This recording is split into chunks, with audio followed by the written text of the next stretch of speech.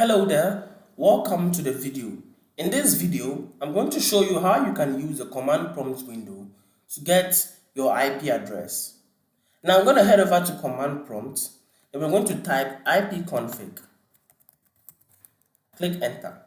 After typing ipconfig, you're going to look for something known as IPv4. Now, there will be so many options in the output, but you're going to look for based on the type of connection you are.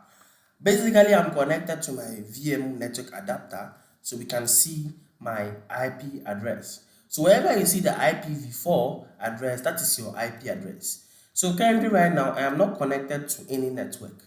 So what I'm going to do is that I want to connect my computer to a certain Android network. Now, the Android will act as my router. So I'm connecting to it.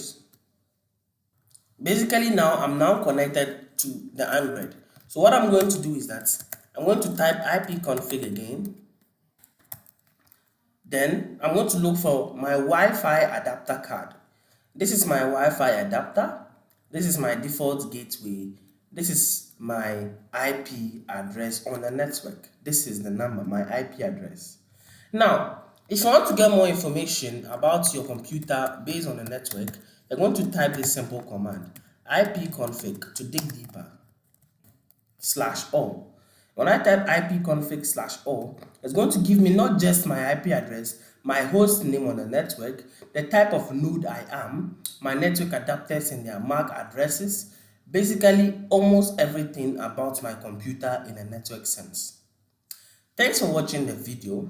Please like, share, and subscribe.